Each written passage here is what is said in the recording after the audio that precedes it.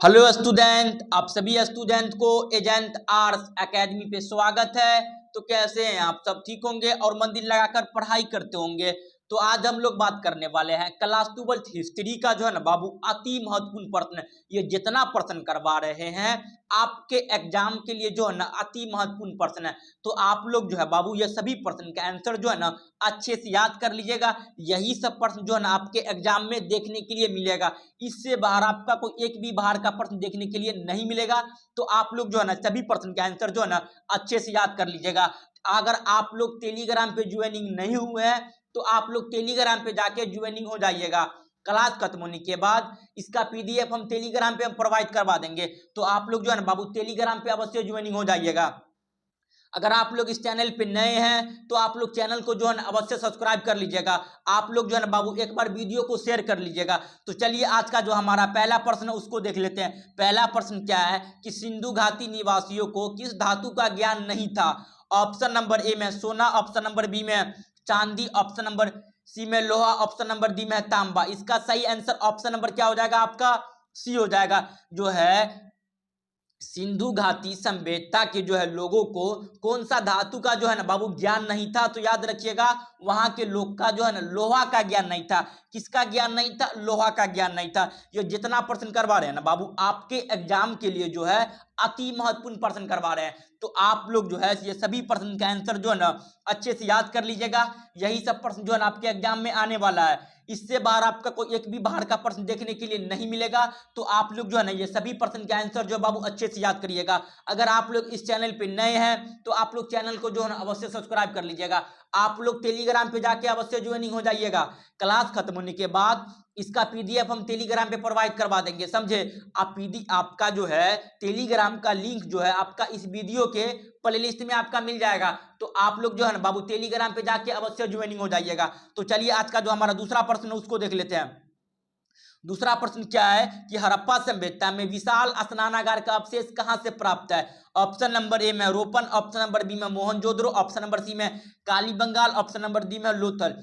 इसका सही answer option number B हो जाएगा। आपसे पूछ रहा है हड़प्पा सभ्यता में विशाल स्नानागार जो है कहां से प्राप्त हुआ है? तो याद रखिएगा यह मोहनजोदड़ो से प्राप्त हुआ है। आपसे पूछेगा हड़प्पा सभ्यता में विशाल अन्नागार अन्नागार कहां से प्राप्त हुआ? तो याद रखिएगा बाबू वो हड़प्पा में ही था। अन्नागार जो है कहां पे था? हड़प्पा में था। यह जितना प्रश्न बता रहे हैं आपके एग्जाम के लिए अति महत्वपूर्ण प्रश्न बता रहे हैं, समझे? तो आप लोग जो है ना बाबू ये सभी प्रश्न का आंसर जो है ना अच्छे से याद करिएगा। यही सब प्रश्न जो है आपके एग्जाम में देखने के लिए मिलेगा। इससे बाहर आपका कोई एक भी बाहर का प्रश्न देखने के लिए नहीं मिलेगा। तो आप लोग जो है ना बाबू सभी प्रश्न का आंसर जो अच्छे से याद करिएगा। तो चलिए क्वेश्चन नंबर 3 को देखा है कि लोथल जो है किस नदी के किनारे स्थित है? ऑप्शन नंबर ए में सिंधु नदी, ऑप्शन नंबर बी में ब्यास नदी, ऑप्शन नंबर सी में भोगवा नदी, ऑप्शन नंबर डी में है रावी नदी। इसका सही आंसर ऑप्शन नंबर क्या हो जाएगा? आपका सी हो जाएगा। लोथल जो है वह किस नदी के किनारे स्थित है? तो याद रखिएगा लोथल भोगवा नदी के किनारे स्थित है। आपसे पूछेगा मोहनजोदड़ो किस नदी के किनारे स्थित है? तो याद रखिएगा मोहनजोदड़ो जो है ना वह सिंधु नदी के किनारे स्थित है। आपसे पूछेगा हड़प्पा जो है वह कौन सा नदी के किनारे स्थित है? तो याद रखिएगा हड़प्पा जो है आपका रावी नदी के किनारे स्थित है। ये जितना प्रश्न करवा रहे हैं ना आपके एग्जाम के लिए जो है ना बाबू अति महत्वपूर्ण प्रश्न है। तो आप लोग जो है सभी प्रश्न के आंसर जो है ना अच्छे से याद कर लीजिएगा। अगर आप लोग इस चैनल पे नए हैं तो आप लोग चैनल को जो है ना बाबू अवश्य सब्सक्राइब कर लीजिएगा। आप लोग जो है ना बाबू टेलीग्राम पे जाके ज्वाइनिंग हो जाइएगा। क्लास खत्म होने के बाद इसका पीडीएफ हम टेलीग्राम पे प्रोवाइड करवा देंगे। तो आप लोग टेलीग्राम पे जाके जो है ना अवश्य ज्वाइनिंग हो जाइएगा, समझे? तो चलिए क्वेश्चन नंबर जो है ना 4 को देख ले। क्वेश्चन नंबर 4 में क्या किया? हड़प्पा सभ्यता किस युग की सभ्यता है? ऑप्शन नंबर ए में लोह युग, ऑप्शन नंबर बी में कांस्य युग, ऑप्शन नंबर सी में ए बी दोनों, ऑप्शन नंबर डी में इनमें से कोई नहीं। इसका जो आंसर हो जाएगा ऑप्शन नंबर क्या हो जाएगा? आपका जो है ना बी हो जाएगा। हड़प्पा सभ्यता जो है ये कांस्य युग की सभ्यता। क्वेश्चन नंबर 4 का ऑप्शन नंबर क्या हो जाएगा? आपका बी हो जाएगा। यह जितना प्रश्न करवा रहे हैं आपके एग्जाम में सेम टू सेम प्रश्न देखने के लिए मिलेगा, समझे? तो आप लोग जो है सभी प्रश्न का आंसर जो है अच्छे से याद कर लीजिएगा। यही सब प्रश्न जो आपके एग्जाम में आने वाला है। इससे बाहर आपका कोई एक भी बाहर का प्रश्न देखने के लिए नहीं मिलेगा। तो आप लोग जो है ना बाबू सभी प्रश्न का आंसर जो है ना अच्छे से याद कर लीजिएगा। तो अगर आप लोग टेलीग्राम पे ज्वाइनिंग नहीं हुए हैं तो आप लोग टेलीग्राम पे जाके ज्वाइनिंग हो जाइएगा। क्लास खत्म होने के बाद इसका पीडीएफ टेलीग्राम पे हम प्रोवाइड करवा देंगे, तो आप लोग टेलीग्राम पे जाके अवश्य ज्वाइनिंग हो जाइएगा। तो चलिए क्वेश्चन नंबर जो है ना 5 को देख लेते हैं। क्वेश्चन नंबर 5 में क्या है कि मोहनजोदड़ो किस भाषा का शब्द है? ऑप्शन नंबर ए में हिंदी, ऑप्शन नंबर बी में सिंधी, ऑप्शन नंबर सी में उर्दू, ऑप्शन नंबर डी में फारसी। इसका जो आंसर हो जाएगा ना ऑप्शन नंबर क्या हो जाएगा आपका जो है ना बी हो जाएगा। मोहनजोदड़ो जो है किस भाषा का शब्द है? तो याद रखिएगा वो सिंधी भाषा का शब्द है। यह भी प्रश्न जो है ना बाबू आपके एग्जाम में क्वेश्चन आया हुआ है, तो ये जितना प्रश्न करवा रहे हैं ना आपके एग्जाम के लिए जो है ना सेम टू सेम प्रश्न देखने के लिए मिलेगा।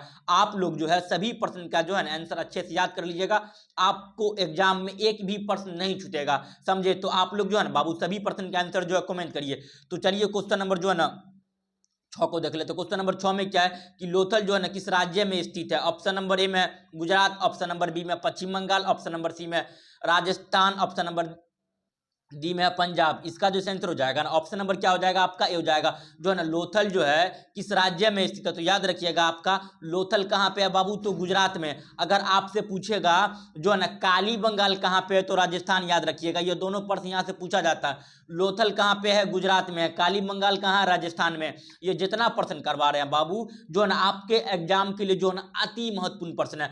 आप लोग सभी प्रश्न का जो है ना आंसर अच्छे से याद कर लीजिएगा, सेम टू सेम आपके एग्जाम में यही सब प्रश्न होंगे, समझे? तो चलिए क्वेश्चन नंबर जो है ना 7 को देख लेते हैं। अगर आप लोग जो है ना बाबू इस चैनल पे नए हैं तो आप लोग चैनल को अवश्य सब्सक्राइब कर लीजिएगा। आप लोग जो है ना बाबू वीडियो को एक बार लाइक कर दीजिए, एक बार अपने भाई बंधु सखा मित्र को एक बार शेयर कर दीजिए आप लोग। तो चलिए क्वेश्चन नंबर जो है ना 7 को देख लेते हैं। क्वेश्चन नंबर 7 में क्या है कि इंडिका के कौन लेखक है? ऑप्शन नंबर ए में कौटिल्य, ऑप्शन नंबर बी में मेगास्थनीज, ऑप्शन नंबर सी में कालिदास, ऑप्शन नंबर डी में हरिसेन।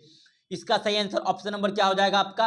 बी हो जाएगा। इंडिका के कौन लेखक? तो याद रखिएगा बाबू जो है ना इंडिका जो है इंडिका क्या था बाबू? एक पुस्तक था। इंडिका जो पुस्तक था उसका लेखक का क्या नाम था? तो याद रखिएगा उसका नाम था आपका मेगास्थनीज। आप यहाँ कौटिल्य के बारे में याद रखिएगा, आपसे पूछेगा अर्थशास्त्र के लेखक का क्या नाम था? तो याद रखिएगा बाबू कौटिल्य या चाणक्य। समझिए इधर आप लोग इधर देखें, इधर देखिए, आपसे पूछेगा जो है ना अर्थशास्त्र के लेखक कौन थे? कौटिल्य ऑप्शन में रहेगा या चाणक्य रहेगा? दोनों नाम एक ही है, कंफ्यूज नहीं हो जाइएगा, दोनों टिक करिएगा। आपसे पूछेगा इंडिका के लेखक का क्या नाम था? तो याद रखिएगा मेगास्थनीज। क्वेश्चन नंबर 7 का ऑप्शन नंबर क्या हो जाएगा आपका? बी हो जाएगा, समझे? तो चलिए क्वेश्चन नंबर जो है ना 8 को देख लेते हैं। क्वेश्चन नंबर 8 में क्या है कि धर्म की शुरुआत किसने किया था? ऑप्शन नंबर ए में अशोक, ऑप्शन नंबर बी में Chandragupta Maurya, option number C में समुद्रगुप्त, ऑप्शन नंबर डी में है कनिष्क। इसका सही आंसर ऑप्शन नंबर क्या हो जाएगा आपका? ए हो जाएगा। जो है ना धर्म की शुरुआत किसने किया था? तो अशोक ने किया था। क्वेश्चन नंबर 8 का ऑप्शन नंबर क्या हो जाएगा? ए हो जाएगा। तो आप लोग जो है ना बाबू सभी प्रश्न का आंसर जो है अच्छे से याद कर लीजिएगा। यही सब प्रश्न जो है ना आपके एग्जाम में आने वाला है। इससे बाहर आपका कोई एक भी बाहर का प्रश्न देखने के लिए नहीं मिलेगा। तो आप लोग जो है ना सभी प्रश्न का आंसर जो है ना अच्छे से याद कर लीजिएगा। तो चलिए क्वेश्चन नंबर जो है ना 9 को देख लेते हैं। क्वेश्चन नंबर 9 में क्या है कि मौर्य वंश के प्रथम शासक कौन थे? ऑप्शन नंबर ए में अशोक, ऑप्शन नंबर बी में बिंदुसार, ऑप्शन नंबर सी में Chandragupta Maurya, option number D में कनिष्क। आपसे पूछ रहा है मौर्य वंश के जो है ना आपका जो प्रथम शासक कौन थे? तो याद रखिएगा आपका चंद्रगुप्त मौर्य। मौर्य वंश के प्रथम शासक यानी मौर्य वंश की स्थापना किसने किया था? तो चंद्रगुप्त मौर्य ने किया था। इसका बेटा का नाम था बिंदुसार, अब बिंदुसार का बेटा का नाम था अशोक। चंद्रगुप्त मौर्य जो थे अशोक के दादा थे, याद रखिएगा आप, समझे? आपसे पूछेगा मौर्य वंश का पहला शासक, तो याद रखिएगा आपका चंद्रगुप्त मौर्य, दूसरा शासक तो बिंदुसार, तीसरा आपका जो है ना अशोक हो जाएगा। तो आप लोग जो है ना बाबू ये सब प्रश्न आप लोग अच्छे से याद करिएगा। यही सब प्रश्न जो है ना आपके एग्जाम में आने वाला है। इससे बाहर आपका कोई एक भी बाहर का प्रश्न देखने के लिए नहीं मिलेगा। तो आप लोग सभी प्रश्न का आंसर जो है ना अच्छे से याद कर लीजिएगा। तो चलिए क्वेश्चन नंबर जो है ना 10 को देख लेते हैं। क्वेश्चन नंबर 10 में क्या है कि गुप्त काल में जो है ना कौन चीनी यात्री भारत आया था? ऑप्शन नंबर ए में इत्संग, ऑप्शन नंबर बी में फायान, ऑप्शन नंबर सी में हेवेनेसंग, ऑप्शन नंबर डी में इनमें से कोई नहीं। जो गुप्त काल में कौन सी यात्री जो है ना भारत आया? तो याद रखिएगा आपका इसका सही आंसर फायान हो जाएगा। 399 में आया था। कब आया था बाबू? फायान जो है भारत कब आया था? तो 399 ईस्वी में आया था। ये भी याद रखिएगा, समझे। गुप्त काल में कौन सी चीनी यात्री भारत आया? तो फायान आया। कब आया? 399 में। ये सब सभी आप लोग अच्छे से याद रखिएगा। अभी एग्जाम का टाइम है, हम लोग जितना प्रश्न कर रहे हैं ना, इसीलिए जो है ना बाबू हम प्रश्न को थोड़ा तेज में खींच रहे हैं। आप लोग अभी जितना प्रश्न करवा रहे हैं ना, आप लोग सभी प्रश्न को अच्छे से याद कर लीजिएगा। यही सब प्रश्न जो है ना आपके एग्जाम में आने वाला है। तो जितना प्रश्न करवा रहे हैं बाबू, आप लोग सभी प्रश्न का आंसर जो है अच्छे से याद कर लीजिएगा। तो चलिए क्वेश्चन नंबर जो है 11 को देख लेते हैं। क्वेश्चन नंबर 11 में क्या कि पाटलिपुत्र की स्थापना किसने किया? ऑप्शन नंबर ए में बिंबिसार, ऑप्शन नंबर बी में अशोक, ऑप्शन नंबर सी में चंद्रगुप्त, ऑप्शन नंबर डी में उदयन। पाटलिपुत्र की स्थापना आपका उदयन ने किया था। किसने किया था बाबू? उदयन ने किया था। उदयन कौन सा वंश का शासक था? तो याद रखिएगा, उदयन जो था ना हर्यक वंश का शासक था। उदयन जो था वह कौन सा वंश का शासक था? तो हर्यक वंश का शासक था। हर्यक वंश के प्रथम शासक का क्या नाम था? आप लोग जो है ना बाबू जल्दी कमेंट करिए। हर्यक वंश का प्रथम शासक का क्या नाम था? कमेंट करिए। तो चलिए क्वेश्चन नंबर जो है ना 12 को देख लेते हैं। क्वेश्चन नंबर 12 में क्या कि महाभारत का युद्ध जो है ना कितने दिनों तक चला था? ऑप्शन नंबर ए में 15, ऑप्शन नंबर बी में 16, ऑप्शन नंबर सी में 17, ऑप्शन नंबर डी में 18। इसका सही आंसर ऑप्शन नंबर क्या हो जाएगा आपका? डी हो जाएगा। जो है ना क्वेश्चन नंबर 12 का ऑप्शन नंबर क्या हो जाएगा? डी हो जाएगा। महाभारत का युद्ध जो था कितनों दिनों तक चला था? तो याद रखिएगा 18 दिन तक चला था। तो चलिए क्वेश्चन नंबर जो है ना 13 को देख लेते हैं। क्वेश्चन नंबर 13 में क्या है कि महाभारत की रचना किसने किया? ऑप्शन नंबर ए में वाल्मीकि, ऑप्शन नंबर बी में मनु, ऑप्शन नंबर सी में यज्ञव्यास, ऑप्शन नंबर डी में वेद व्यास। इसका सही आंसर ऑप्शन नंबर क्या हो जाएगा आपका? डी हो जाएगा। महाभारत की रचना किसने किया था? तो याद रखिएगा आपका वेद व्यास ने किया था। ऑप्शन नंबर क्या हो जाएगा? क्वेश्चन नंबर जो है ना आपका 13 का ऑप्शन नंबर डी हो जाएगा। महाभारत की रचना आपका वेद व्यास ने किया था। ये जितना प्रश्न करवा रहे हैं ना बाबू, आपके एग्जाम के लिए अति महत्वपूर्ण प्रश्न है। तो आप लोग सभी प्रश्न का आंसर जो है अच्छे से याद कर लीजिएगा। यही सब प्रश्न जो है आपके एग्जाम में आने वाला है। देखिए थोड़ा प्रश्न को हम तेज में खींच रहे हैं कि ताकि आप लोग जो है ना बाबू ज्यादा से ज्यादा प्रश्न करवा सके, समझे। तो इसीलिए जो हम प्रश्न को थोड़ा तेज में खींच रहे हैं। तो आप लोग जितना प्रश्न करवा रहे हैं, आप लोग सभी प्रश्न का आंसर जो है अच्छे से याद कर लीजिएगा। तो चलिए क्वेश्चन नंबर 14 को देख लेते हैं। क्वेश्चन नंबर 14 में क्या है कि ऋग्वेदिक कालीन लोग जो है ना किसकी पूजा करते थे? ऑप्शन नंबर ए में विष्णु, ऑप्शन नंबर बी में प्राकृत, ऑप्शन नंबर सी में लक्ष्मी, ऑप्शन नंबर डी में शिव।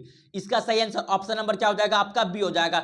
ऋग्वेदिक कालीन लोग जो थे किसकी पूजा करते थे? तो याद रखिएगा वह प्रकृति की पूजा करते थे। क्वेश्चन नंबर 14 का ऑप्शन नंबर क्या हो जाएगा आपका? बी हो जाएगा। तो चलिए क्वेश्चन नंबर जो है ना बाबू 15 को देख लेते हैं।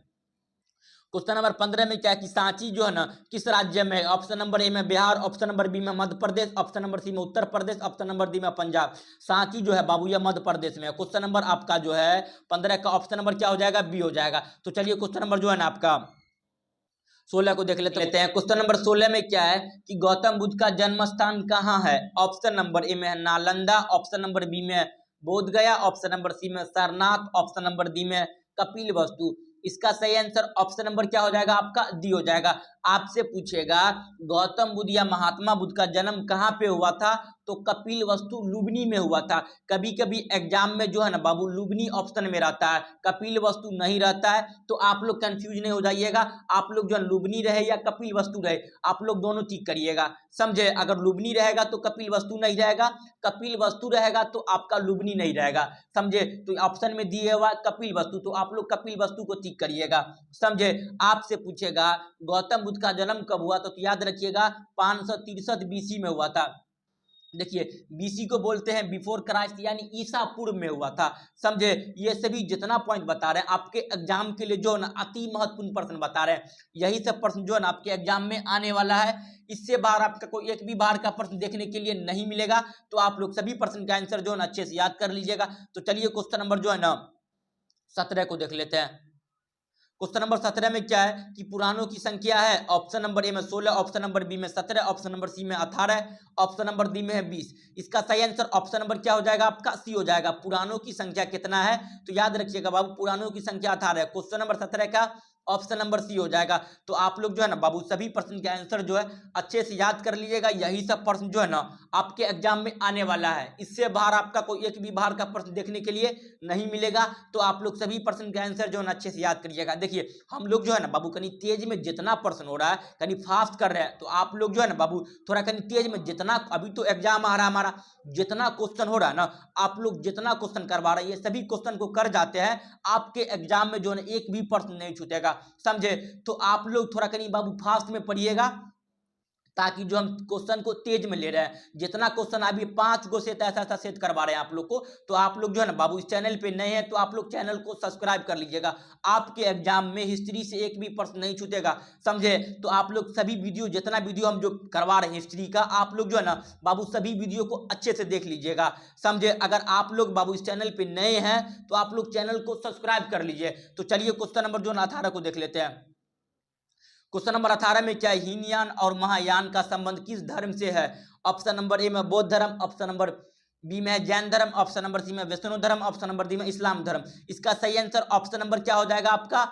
ए हो जाएगा। हीनयान और महायान का संबंध किस धर्म से है? बौद्ध धर्म से है। आपसे पूछेगा स्वतंबर और दिगंबर का संबंध है, तो याद रखिएगा बाबू यह जैन धर्म से है। स्वतंबर और दिगंबर जैन धर्म, हीनयान और महायान आपका बौद्ध धर्म। तो चलिए क्वेश्चन नंबर जो है ना बाबू 19 को देख लेते हैं। इसका सही आंसर क्वेश्चन नंबर 16 का ऑप्शन नंबर क्या हो जाएगा बाबू? ए हो जाएगा। तो चलिए क्वेश्चन नंबर 16 को देख लेते हैं। क्वेश्चन नंबर 16 में क्या है कि प्रथम बौद्ध संगीति किस शासक के काल में हुई थी? ऑप्शन नंबर ए में है अजातशत्रु, ऑप्शन नंबर बी में कालाशोक, ऑप्शन नंबर सी में अशोक, ऑप्शन नंबर डी में कनिष्क। इसका सही आंसर ऑप्शन नंबर क्या हो जाएगा आपका? ए हो जाएगा।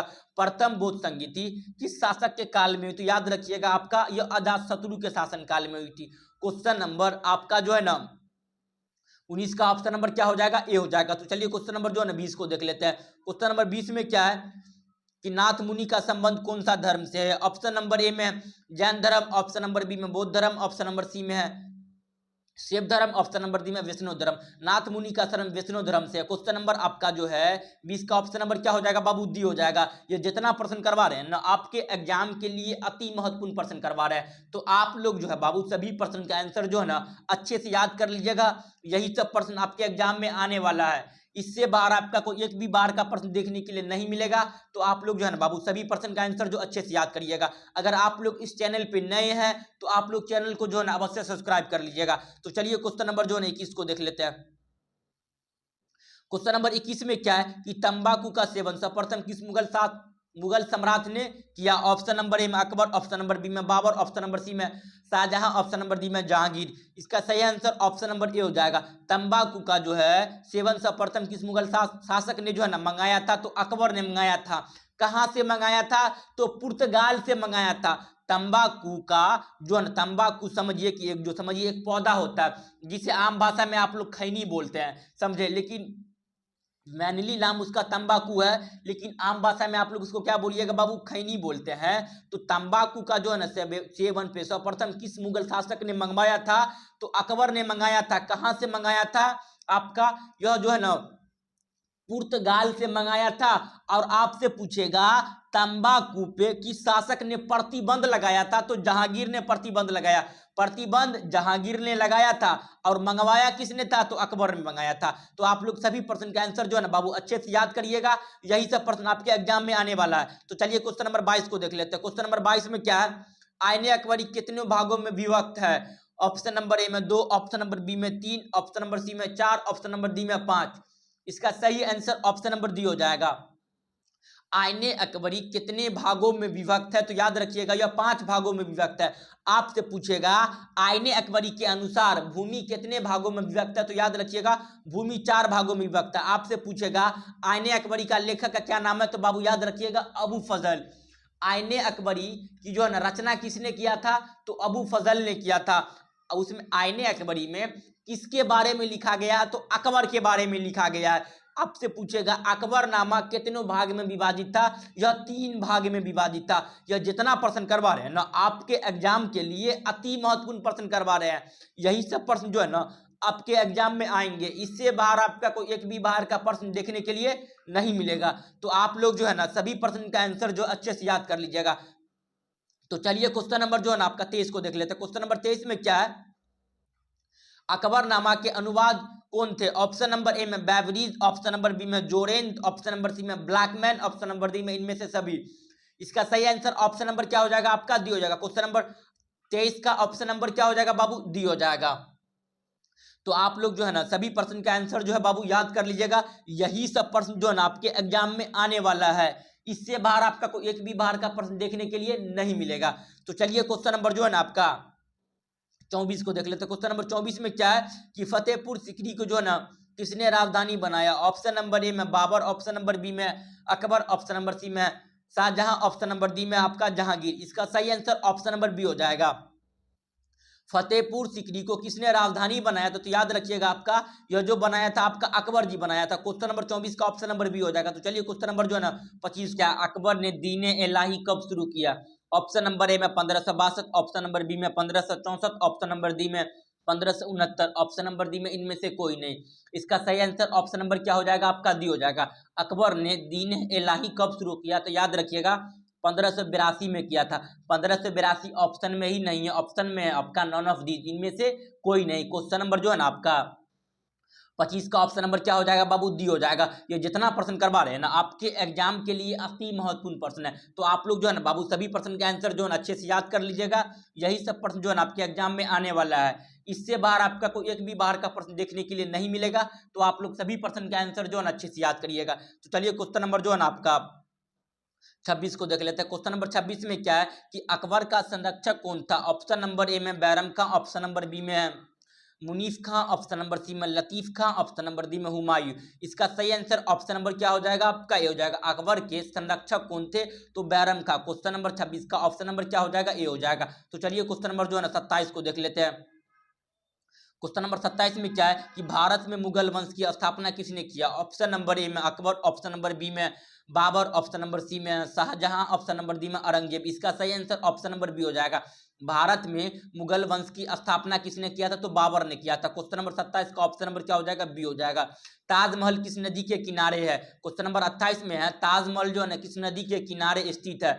ऑप्शन नंबर ए में गंगा, ऑप्शन नंबर बी में यमुना, ऑप्शन नंबर सी में गौतमी, ऑप्शन नंबर डी में सोन। इसका सही आंसर ऑप्शन नंबर बी हो जाएगा। ताजमहल जो है किस नदी के किनारे स्थित है? तो याद रखिएगा ताजमहल जो ये यमुना नदी का। क्वेश्चन नंबर 28 का ऑप्शन नंबर क्या हो जाएगा? बी हो जाएगा। तो चलिए क्वेश्चन नंबर जो है ना बाबू 29 को देख लेते हैं। थोड़ा प्रश्न को हम लोग क्या कर रहे हैं बाबू तेज में कर रहे हैं ताकि बहुत सारा प्रश्न है आप लोग सभी प्रश्न को अच्छे से कर सकिएगा, समझे? तो हम प्रश्न को थोड़ा जो है ना तेज में ले रहे हैं। चलिए क्वेश्चन नंबर जो है ना 29 को देख लेते हैं। क्वेश्चन नंबर 29 में क्या है? गोपुरम का संबंध है ऑप्शन नंबर ए में व्यापार से, ऑप्शन नंबर बी में गाय से, ऑप्शन नंबर सी में मंदिर से, ऑप्शन नंबर डी में नगर से। इसका सही आंसर ऑप्शन नंबर क्या हो जाएगा आपका? जो है ना सी हो जाएगा। गोपुरम का संबंध किससे है? तो मंदिर से। क्वेश्चन नंबर जो है आपका 29 का ऑप्शन नंबर क्या हो जाएगा आपका? सी हो जाएगा। क्वेश्चन नंबर 29 का ऑप्शन नंबर सी। तो चलिए क्वेश्चन नंबर 30 को देख लेते हैं। क्वेश्चन नंबर 30 में क्या है कि रूस में भारत विधा का जनक किसे कहा जाता है? ऑप्शन नंबर ए में Niccolo Conti, option number B में जे.एस. लिदवेद, ऑप्शन नंबर सी में Karl Marx, option number D में इनमें से कोई नहीं। इसका सही आंसर ऑप्शन नंबर बी हो जाएगा। रूस में भारत विधा का जनक किसे कहा जाता है? तो जे.एस. लिदवेद को। क्वेश्चन नंबर आपका जो है 30 को ऑप्शन नंबर क्या हो जाएगा बाबू? बी हो जाएगा। जो है ना रूस में भारत विजा का जनक किसे कहा जाता है? जे.एस. लिदवेद को। क्वेश्चन नंबर 29 का ऑप्शन नंबर बी। तो चलिए क्वेश्चन नंबर 31 में क्या इनमें महिला संत कौन थी? ऑप्शन नंबर ए में मीरा, ऑप्शन नंबर बी में अंदाल, ऑप्शन नंबर सी में कराइकल, ऑप्शन नंबर डी में इनमें से सभी। इसका सही आंसर ऑप्शन नंबर डी हो जाएगा, इनमें से सभी।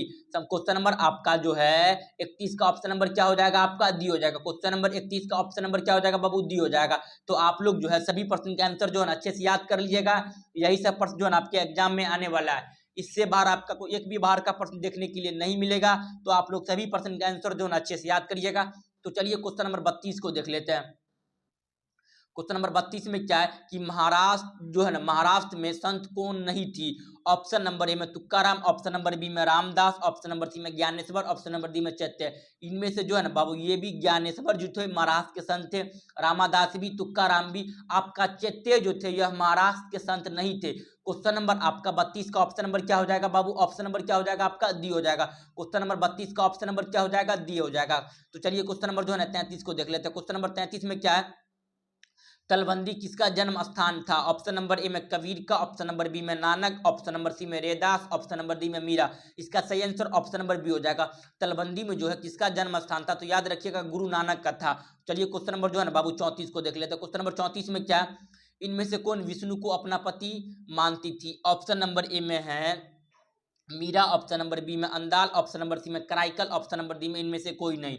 इसका सही आंसर ऑप्शन नंबर क्या हो जाएगा आपका? जो है ना बी हो जाएगा। जो विष्णु जो है अपना पति किसे मानती थी? तो याद रखिएगा बाबू अंदाल को मानती थी। क्वेश्चन नंबर आपका 34 का ऑप्शन नंबर क्या हो जाएगा? बी हो जाएगा। तो चलिए क्वेश्चन नंबर 35 को देख लेते हैं। क्वेश्चन नंबर 35 में क्या है कि विलियम हॉकिंग किस जो है ना शासक के काल में भारत आया था? ऑप्शन नंबर ए में है जहांगीर, ऑप्शन नंबर बी में है Mohammad Ghori, option number C में तैमूर, ऑप्शन नंबर डी में बाबर। इसका सही आंसर ऑप्शन नंबर ए हो जाएगा। विलियम हॉकिंग जो है किस शासन के काल में भारत आया था? तो याद रखिएगा वह जहांगीर के काल में भारत आया था। यह जितना प्रश्न करवा रहे हैं ना आपके एग्जाम के लिए अति महत्वपूर्ण प्रश्न है, तो आप लोग सभी प्रश्न का आंसर जो है ना कमेंट कर दीजिएगा, ताकि सभी प्रश्न आपको अच्छे से याद हो जाएगा। यही सब प्रश्न जो है ना आपके एग्जाम में आने वाला है। तो चलिए क्वेश्चन नंबर जो है ना 36 को देख लेते हैं। क्वेश्चन नंबर 36 में क्या है कि इब्न बतूता ने अपनी यात्रा का विवरण जो है ना किस भाषा में लिखा था? ऑप्शन नंबर ए में अरबी, ऑप्शन नंबर बी में फारसी, ऑप्शन नंबर सी में उर्दू, ऑप्शन नंबर डी में अंग्रेजी। इसका सही आंसर ऑप्शन नंबर ए हो जाएगा। इब्न बतूता ने अपनी यात्रा का जो है ना विवरण किस भाषा में लिखा था? तो याद रखिएगा आपका जो है अरबी में लिखा था। किस में लिखा था? अरबी। आपसे पूछेगा इब्न बतूता का किताब का क्या नाम, किताब का क्या नाम था? तो याद रखिएगा बाबू रेहला। इब्न बतूता का किताब का क्या नाम था? रेहला। इब्न बतूता कहाँ से आया था? तो याद रखिएगा मोरक्को से आया था। यह तीनों प्रश्न आप लोग अच्छे से याद रखिएगा। तो चलिए क्वेश्चन नंबर जो है ना 37 को देख लेते हैं। क्वेश्चन नंबर 37 में क्या कि कर्नवालिस कोड क्या है? ऑप्शन नंबर ए में 1775, ऑप्शन नंबर बी में 1793, ऑप्शन नंबर सी में 1797, ऑप्शन नंबर डी में 1805। इसका सही आंसर ऑप्शन नंबर बी हो जाएगा। कर्नवालिस कोड किया है तो 1793। क्वेश्चन नंबर आपका जो है 37 का ऑप्शन नंबर क्या हो जाएगा? बी हो जाएगा। तो चलिए क्वेश्चन नंबर 38 को देख लेते हैं। क्वेश्चन नंबर 38 में क्या है कि महलवारी बंदोबस्त के जो है ना द्वारा लागू किया गया था? ऑप्शन नंबर ए में मार्टिन वत्स, ऑप्शन नंबर बी में रीत्स, ऑप्शन नंबर सी में मुनरो, ऑप्शन नंबर डी में बुकाना। इसका सही आंसर ऑप्शन नंबर ए हो जाएगा। महलवारी बंदोबस्त के जो है ना बाबू जनक का क्या नाम था या किसके द्वारा लागू किया गया था? तो जो है ना मार्टिन वत्स के द्वारा। क्वेश्चन नंबर आपका 38 का ऑप्शन नंबर क्या हो जाएगा? ए हो जाएगा। क्वेश्चन नंबर 38 का क्या हो जाएगा बाबू? ऑप्शन नंबर ए हो जाएगा। महलवारी बंदोबस्त किसके द्वारा लागू किया गया था? तो याद रखिएगा मार्टिन वत्स के द्वारा। तो चलिए क्वेश्चन नंबर 39 को देखते हैं। क्वेश्चन नंबर 39 में क्या है? आराम में 1857 की क्रांति का जो है ना बाबू नेतृत्व किसने किया था? तो ऑप्शन नंबर ए में पीर अली, ऑप्शन नंबर बी में Wajid Ali, option number C में Kunwar Singh, option number D में इनमें से कोई नहीं। इसका सही आंसर ऑप्शन नंबर क्या हो जाएगा आपका? जो है ना सी हो जाएगा। आराम में जो है ना 1857 का विद्रोह का नेतृत्व किसने किया था? तो याद रखिएगा बाबू यह कुंवर सिंह ने किया था। किसने? कुंवर सिंह। आरा कहाँ पे पड़ता है? बिहार में। आपसे पूछेगा आरा या बिहार से जो है ना 1857 की क्रांति का नेतृत्व किसने किया था? तो कुंवर सिंह। अगर ऑप्शन में क्वेश्चन पूछेगा ऑफिशियली जो है ना पटना से जो है ना आपका जो है 1857 का जो क्रांति किसने किया था? तो याद रखिएगा तब होगा पीर अली। पटना से 1857 की क्रांति किसने किया था? तो पीर अली। आपसे पूछेगा अगर बिहार तो याद रखिएगा कुंवर सिंह। समझे? पटना भी बिहार में ही पड़ता है। समझे? तो आप लोग यहाँ दोनों पॉइंट को अच्छे से याद रखिएगा। अगर ऑफिशियली क्वेश्चन में पटना पूछे हुआ तो पीर अली होगा, अगर पटना नहीं पूछे हुआ तो कुंवर सिंह होगा। ओनली फॉर बिहार पूछेगा तो कुंवर सिंह होगा। समझे? तो चलिए क्वेश्चन नंबर 40 को देख लेते हैं। क्वेश्चन नंबर 40 में क्या है कि संस्थाल विद्रोह का नेता कौन था? ऑप्शन नंबर ए में सिंधु कनु, ऑप्शन नंबर बी में सेवरम, ऑप्शन नंबर सी में गोमघर कुंवर, ऑप्शन नंबर डी में चित्तर सिंह। इसका सही आंसर ऑप्शन नंबर क्या हो जाएगा? ये हो जाएगा। 1857 का विद्रोह का नेता का क्या नाम था? सिंधु और कनु। 1857 का विद्रोह कब हुआ था? संस्थाल विद्रोह जो का नेता कौन था? तो सिंधु और कनु। आपसे पूछेगा संस्थाल विद्रोह का नेता कौन था बाबू? सिंधु और कनु। संस्थाल विद्रोह कब हुआ था? याद रखिएगा आपका 1855 में हुआ था। कब हुआ था? संस्थाल विद्रोह कब हुआ था? तो 1855 में हुआ था। इसका क्या नाम था? नेता का क्या नाम था? सिंधु और कनु। क्वेश्चन नंबर आपका जो है 40 का क्या हो जाएगा बाबू? ऑप्शन नंबर जो है ना ए हो जाएगा। तो चलिए क्वेश्चन नंबर जो है ना 41 को देख लेते हैं। क्वेश्चन नंबर 41 में क्या है? दक्कन दंगा आयोग कब गठित हुआ? ऑप्शन नंबर ए में आपका जो है ना 1875, ऑप्शन नंबर बी में आपका जो है 1880, ऑप्शन नंबर जो है ना सी में 1885, ऑप्शन नंबर डी में 1891। इसका सही आंसर ऑप्शन नंबर क्या हो जाएगा आपका? जो है ना ये हो जाएगा। दक्कन दंगा आयोग का गठन कब हुआ था? तो याद रखिएगा बाबू 1875 में हुआ था। क्वेश्चन नंबर आपका जो है 41 का ऑप्शन नंबर क्या हो जाएगा, ए हो जाएगा। तो ये जितना प्रश्न करवा रहे हैं ना आपके एग्जाम के लिए जो अति महत्वपूर्ण प्रश्न करवा रहे हैं, तो आप लोग जो है सभी प्रश्न के आंसर जो है अच्छे से याद करिएगा। तो चलिए क्वेश्चन नंबर जो है ना 42 को देख लेते हैं। क्वेश्चन नंबर 42 में क्या है कि 1857 द ग्रेट रिविलेशन नामक जो है ना पुस्तक किसने लिखा था। ऑप्शन नंबर ए में Pattabhi Sitaramayya, option number B में Ashok Mehta, option number C में आउटसम, ऑप्शन नंबर डी में रॉबर्ट्स। इसका सही आंसर ऑप्शन नंबर क्या हो जाएगा आपका जो है ना बी हो जाएगा। जो है ना द ग्रेट रिविलेशन नामक पुस्तक जो है ना किसने लिखा था, तो ऑप्शन नंबर क्या हो जाएगा, बी हो जाएगा, अशोक मेहता ने लिखा था। क्वेश्चन नंबर 42 का ऑप्शन नंबर बी हो जाएगा। तो चलिए क्वेश्चन नंबर 43 को देखते हैं। क्वेश्चन नंबर 43 में क्या है, अवध में 1857 की क्रांति का विद्रोह किसने किया था। ऑप्शन नंबर ए में है लक्ष्मीबाई, ऑप्शन नंबर बी में बीजाबाई सिंधी, ऑप्शन नंबर सी में Begum Hazrat Mahal, option number D में बेगम जीनत महल। इसका सही आंसर ऑप्शन नंबर सी हो जाएगा। अवध में 1857 का क्रांति का जो है विद्रोह किसने किया था, तो बेगम हजरत महल। क्वेश्चन नंबर 43 का ऑप्शन नंबर क्या हो जाएगा, सी हो जाएगा। तो चलिए क्वेश्चन नंबर 44 को देखते हैं। क्वेश्चन नंबर 44 में क्या 1857 का विद्रोह का दमन जो है ना, दमन के बाद कौन से क्रांतिकारी नेपाल भाग गया था। ऑप्शन नंबर ए में नाना साहब, ऑप्शन नंबर बी में Begum Hazrat Mahal, option number D में दोनों, ऑप्शन नंबर डी में इनमें से कोई नहीं। इसका सही आंसर ऑप्शन नंबर सी हो जाएगा, दोनों। 1857 की क्रांति के दमन के बाद कौन से जो है ना क्रांतिकारी नेपाल भाग गया था, तो हजरत महल भी भाग गया था, बेगम हजरत महल भी भाग गया था, आपका नाना साहेब भी भाग गया था, समझे। तो ऑप्शन होगा दोनों। क्वेश्चन नंबर 44 का ऑप्शन नंबर सी। तो चलिए क्वेश्चन नंबर 45 को देख लेते हैं। क्वेश्चन नंबर 45 में क्या है कि पुर्तगालियों ने गोवा पर अधिकार कब किया। ऑप्शन नंबर ए में 1509, ऑप्शन नंबर बी में 1515, ऑप्शन नंबर बी में 1510, ऑप्शन नंबर डी में 1512। इसका सही आंसर ऑप्शन नंबर सी हो जाएगा। पुर्तगालियों ने गोवा पर अधिकार कब किया था, तो 1510 ईस्वी में। क्वेश्चन नंबर आपका जो है 45 का ऑप्शन नंबर सी हो जाएगा। तो चलिए क्वेश्चन नंबर 46 को देख लेते हैं। क्वेश्चन नंबर 46 में क्या है कि भारत में आने वाले प्रथम पुर्तगाली कौन थे। ऑप्शन नंबर ए में कोलंबस, ऑप्शन नंबर बी में रियो दी, ऑप्शन नंबर सी में वास्को दी गामा, ऑप्शन नंबर डी में इनमें से कोई नहीं। इसका सही आंसर ऑप्शन नंबर क्या हो जाएगा आपका, सी हो जाएगा। भारत में प्रथम जो है ना पुर्तगाली कौन आने वाला था, तो वास्को दी गामा। वास्को दी गामा आपसे पूछेगा बाबू भारत की रास्ता की खोज किसने किया था, तो वास्को दी गामा, ना कि भारत की। भारत का खोज किसी ने नहीं किया है, समझे। भारत की रास्ता का खोज वास्को दी गामा ने किया था। वास्को दी गामा भारत कब आया, 1498 ईस्वी में, याद रखेगा, ये भी पूछा जाता है। तो चलिए क्वेश्चन नंबर जो है ना 47 को देख लेते हैं। क्वेश्चन नंबर 47 में क्या है कि फोर्ट विलियम भारत में जो है ना किस शहर में स्थित है। ऑप्शन नंबर ए में बॉम्बे, ऑप्शन नंबर बी में मद्रास, ऑप्शन नंबर सी में दिल्ली, ऑप्शन नंबर डी में कलकत्ता। इसका सही आंसर ऑप्शन नंबर क्या हो जाएगा आपका, डी हो जाएगा। फोर्ट विलियम भारत के किस शहर में स्थित है, तो याद रखिएगा बाबू ये कोलकाता में। क्वेश्चन नंबर आपका 47 का ऑप्शन नंबर क्या हो जाएगा बाबू, डी हो जाएगा। तो चलिए क्वेश्चन नंबर 48 को देख लेते हैं। क्वेश्चन नंबर 48 में क्या, 48 में है कि कलकत्ता में सर्वोच्च न्यायालय की स्थापना जो है ना किस अधिनियम के तहत हुई थी। ऑप्शन नंबर ए में है 1833 भारत के जो है ना सरकार अधिनियम, ऑप्शन नंबर बी में 1909 मार्लो मिंटो सुधार अधिनियम, ऑप्शन नंबर सी में 1973 रेगुलिंग एक्ट, ऑप्शन नंबर डी में 1813 जो है ना चार्टर अधिनियम। इसका सही आंसर ऑप्शन नंबर सी हो जाएगा। जो है ना 1773 में हुआ था, रेगुलिंग एक्ट के द्वारा कलकत्ता में सुप्रीम कोर्ट यानी सर्वोच्च न्यायालय की स्थापना जो हुआ था किस अधिनियम के तहत हुआ था, तो याद रखिएगा पहले तो 1773 में हुआ था और रेगुलिंग एक्ट के द्वारा हुआ था। क्वेश्चन नंबर आपका 48 का ऑप्शन नंबर क्या हो जाएगा बाबू, सी हो जाएगा। तो चलिए क्वेश्चन नंबर जो है 49 को देख लेते हैं।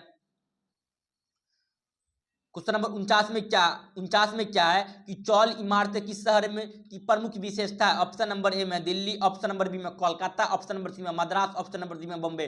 इसका सही आंसर ऑप्शन नंबर डी हो जाएगा। चौल इमारतें जो है किस शहर की जो है ना बाबू आपका जो है इमारत है, तो याद रखिएगा ये बॉम्बे में। चौल इमारतें कहां पे है, बॉम्बे में। क्वेश्चन नंबर आपका जो है 49 का ऑप्शन नंबर क्या हो जाएगा आपका, डी हो जाएगा। तो चलिए क्वेश्चन नंबर जो है ना 50 को देख लेते हैं। आज का जो हमारा लास्ट प्रश्न है क्वेश्चन नंबर 50 ही है, समझे। अगला जितना प्रश्न बच रहा बाबू अगले वीडियो में करवा देंगे, तो वीडियो थोड़ा लंबा हो जाएगा, समझे। क्वेश्चन नंबर 50 में क्या है, गांधी जी का जन्म कब हुआ था। ऑप्शन नंबर ए में है 2 अक्टूबर 1867, ऑप्शन नंबर बी में 2 अक्टूबर 1866, ऑप्शन नंबर सी में 2 अक्टूबर 1869, ऑप्शन नंबर डी में 2 अक्टूबर 1800 70। इसका सही आंसर ऑप्शन नंबर सी हो जाएगा। 2 अक्टूबर 1869 ईस्वी को गांधी जी का जन्म कब हुआ था? तो 2 अक्टूबर 1869 को। क्वेश्चन नंबर आपका 50 का ऑप्शन नंबर सी हो जाएगा। जितना प्रश्न करवाया बाबू आपके एग्जाम के लिए जो है ना अति महत्वपूर्ण प्रश्न है, तो आप लोग सभी प्रश्न का आंसर जो है ना अच्छे से याद कर लीजिएगा। यही सब प्रश्न जो है ना आपके एग्जाम में आने वाला है, समझे। तो आप लोग जो है बाबू टेलीग्राम पे ज्वाइनिंग नहीं हुए हैं तो आप लोग टेलीग्राम पे जाके अवश्य ज्वाइनिंग हो जाइएगा। क्लास खत्म होने के बाद इसका पीडीएफ हम टेलीग्राम पे प्रोवाइड करवा देंगे, तो आप लोग टेलीग्राम पे जाके अवश्य ज्वाइनिंग हो जाइएगा। तो चलिए हम लोग मिलते हैं नेक्स्ट क्लास में, तब तक के लिए जय हिंद जय भारत।